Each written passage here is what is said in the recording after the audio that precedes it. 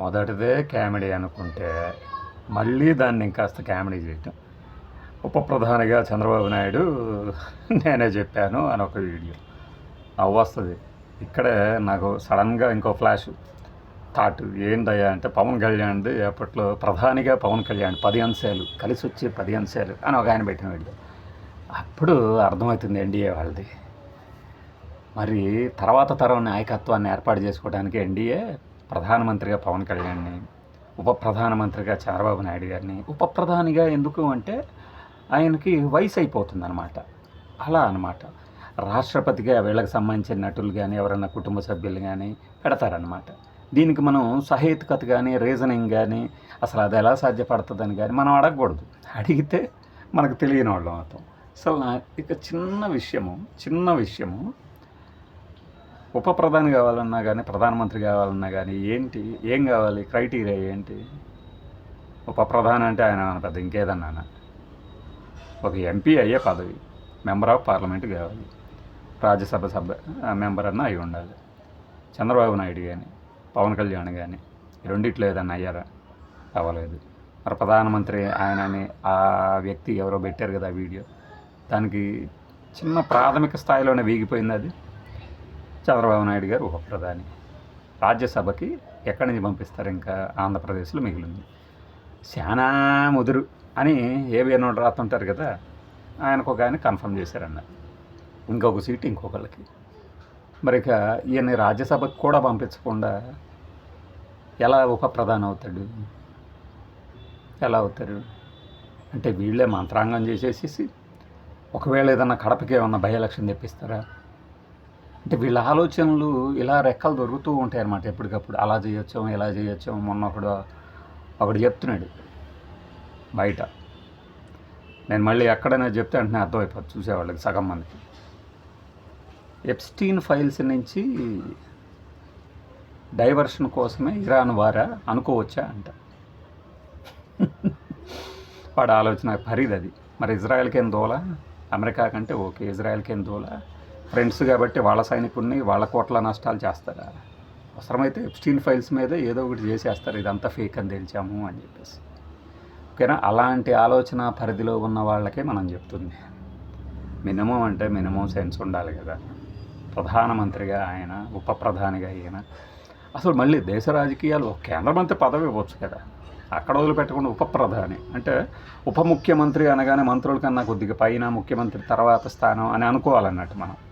అట్లానే ప్రధానమంత్రి అంటే దేశంలోనే ఉప ప్రధానికి ఉన్న పవర్ తెలుసా అంటారు. ఏముంటుంది పవరు అంటే అంత పవర్ఫుల్ పోస్టు చంద్రబాబు నాయుడు గారికి వస్తుంది. ఇది ఎన్డీఏ తాలూకు ఐకమత్యం, ఎన్డీఏ చంద్రబాబు నాయుడు గారికి ఇచ్చే గౌరవం అని చెప్పదలుచుకుంటే ఓకే, అంతవరకు బాగానే ఉంటుంది.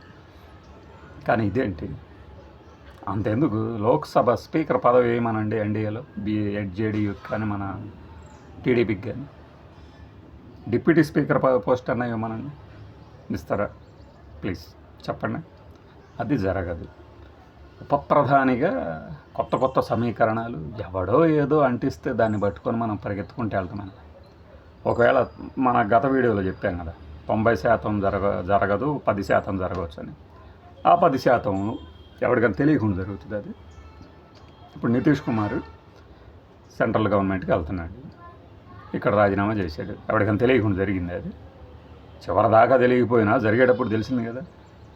ఆయన కేంద్ర మంత్రిగా తీసుకుంటారు, కొడుకుని రాజకీయాలకు తీసుకొచ్చారు. సో ఆయనకు ఒక మంత్రి పదవి అప్పచెప్తారు. అలా నితీష్ ఇమేజ్ని వాడుకుంటూనే ఉన్నారు. బాహుబలిలాగా బాబుబలిని చేస్తారా ఇక్కడ ఆంధ్రప్రదేశ్లో? ఆయన సెంట్రల్ గవర్నమెంట్కి తీసుకుపోయి ఇక్కడ ఎవరు చక్కబెడతారు? ఇక్కడ మాట్లాడితే మన అమెచ్యూర్డ్ డైలాగులతో ఇప్పటికే భ్రష్టు పట్టిపోయిన పార్టీని, ప్రభుత్వ ప్రతిష్టని ఈ అమెచ్యూర్ల చేతిలో పెట్టేసి వెళ్ళిపోతాడు ఆయన. చంద్రబాబు నాయుడు గారు యాక్టివ్గా ఉన్నంతకాలం ఆయనే ఇక్కడ ముఖ్యమంత్రి. అదేంటి ఆ రోజు మీరు అలా చెప్పారు, ఇప్పుడు చూసారా చేశారు అంటారా? 90-10% ముందు చెప్తున్నాం కదా. అసలు ఈ కప్పదాటి కాదు, ఈ క్షణానికి నేను నమ్మను. అది హేతుబద్ధత లేదు, రీజనింగ్ లేదు, అవకాశము లేదు.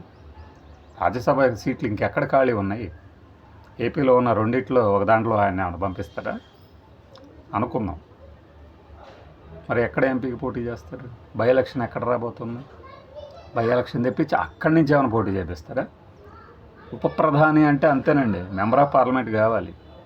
5 లోక్సభ, 6 రాజ్యసభ. మరి అయ్యారా? అవ్వలేదే. మొన్న ఆ వీడియో కలిగించిన సంచలనం సెన్సేషన్ అనుకుంటుంది. మంత్రులు చాలామంది వైఎస్ఆర్సీపీలో వాళ్ళతో టచ్లో ఉన్నారు అంటాం. ఆయన సోర్స్ ఆయనకు ఉంటుందా?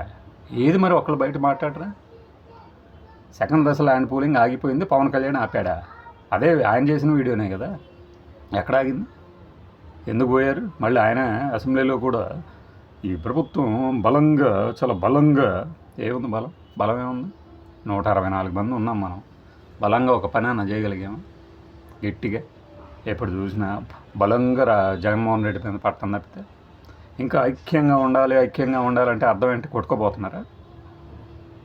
హేతుబద్ధతగా జీరో స్టేట్ ఆఫ్ మైండ్లో నిజంగానే చంద్రబాబు నాయుడు గారికి దేశంలో కేంద్ర రాజకీయాల్లో ఒక గొప్ప పదవి లభించబోతుందా? అప్పట్లో నీలం సంజీవ్ రెడ్డి గారు, కాసు బ్రహ్మానందరెడ్డి గారు వాళ్ళు పోషించినంత పెద్ద పాత్ర ఏమైనా ఇవ్వబోతున్నారా? ఇస్తారా? ఛాన్స్ ఉందా? రాష్ట్రపతి, ఉపరాష్ట్రపతి, ప్రధానమంత్రి, ఉప ప్రధానమంత్రి ఇప్పుడు ఎవరు లేరు. ఒకవేళ ఉందనుకున్నాం. ఉంది. స్పీకర్ మధ్యలో డిప్యూటీ స్పీకరు. ఏది? ఎక్కడుంది ఛాన్స్? ఆయన ఖాళీ చేసిన చోటు అంటే నితీష్ కుమార్ ఆల్రెడీ అక్కడ ఎమ్మెల్సీ సభ్యుడు కాబట్టి అక్కడ ఎమ్మెల్యే పోస్టుకి కూడా ఇంకొకరిని ఎంపిక చేయాల్సిన అవసరం లేదు. ఇక్కడ మరి ఎమ్మెల్యేగా ఈయన రిజైన్ చేసి అక్కడికి వెళ్తే ఎంపీ ఎక్కడ ఖాళీ ఎక్కడ ఉంది? రాజ్యసభకి ఎక్కడి నుంచి పంపిస్తారు? నామినేటెడ్ కోటాలో పంపించేస్తారా? రాష్ట్రపతి గారి చేత నామినేట్ చేపిస్తారా? పాసిబిలిటీస్ ఏంటి? ఇవి ఆలోచించకుండా అద్భుతమైన మసాలా వార్తలు నేను అందించానంటే అట్లా పులిహార కలపండి కాస్త. ఆరోగ్యానికి మంచిది. భవిష్యత్తులో ఇది ఇలా జరిగితే బాగుండేమో అని పులిహార కలపండి. దేశ ప్రగతి కోసమో రాష్ట్ర ప్రగతి కోసమో ఈ 2 పార్టీలు కలిస్తే బాగుండని పులిహార కలపండి. అది మంచిది. ఊరకు దినుసులు వేసి మసాలా చేస్తే ఏమొస్తుంది? కడుపు మంట వస్తుంది, గ్యాస్ ట్రబుల్ వస్తుంది. అంతకుమించి జరిగేదేముంది? అప్పుడెప్పుడో సంవత్సరం క్రితం పాపం నాగబాబు గారికి ఎమ్మెల్సీ పదవి ఇచ్చారు, ఇంతవరకు మంత్రి పదవి ఇవ్వలేదు. దాని గురించి మీ దగ్గర ఏమైనా సోర్స్ ఉంటే చెప్పండి సార్, ఎందుకు ఇవ్వలేదు ఆయనకి పదవి ఏంటనేది. ఎప్పుడు ఇస్తారు, ఏ శాఖ ఇస్తారో కూడా చెప్పండి. అది పులిహార. అమ్మయ్య ఏదో ఇవ్వబోతున్నారులే అని మృష్టాన్నము తిన్నటువంటి ఒక ఫీలింగ్ కలుగుతుంది కనీసం వాళ్ళకన్నా. ఇదేంటి మసాలా? ఈయన ఉప ప్రధాని, ఆయన ప్రధానమంత్రి, అంత అవసరం ఏమొచ్చింది ఇప్పుడు? తెలుగు వాళ్ళకి నిజంగానే పెద్ద పెద్ద పోస్టులు క్రియేట్ చేసి ఇవ్వగలిగితే మంచిదే. కోనేరు రంగారావు గారికి ఉప ముఖ్యమంత్రి పదవి అప్పచెప్పారు. అప్పుడు ఏం జరిగింది? ఏమన్నా అయిందా? 6000 లాంటిదని అందరూ తీసడించారు కదా అప్పట్లోనే. తర్వాత ప్రధానమంత్రులుగా ఉప ప్రధాని దేవీలాల్ గారు, ఓంప్రకాష్ చౌతాలా కొడుకు మనవడు దుష్యంత్ చౌతాలా హర్యానాలో ఎలాగ పెడుతున్నారు కదా ఇప్పుడు. ఈ అనుభవాలన్నీ తెలుసుకోవాలండి. తెలుసుకోకుండా ఊరికినే నాకు వ్యూవర్షిప్ ఎక్కువ కాబట్టి నేనేమైనా చెప్పేస్తా అంటే క్రెడిబిలిటీ పోతుంది కదా, అది ఆలోచించాలి కదా. అదనమాట.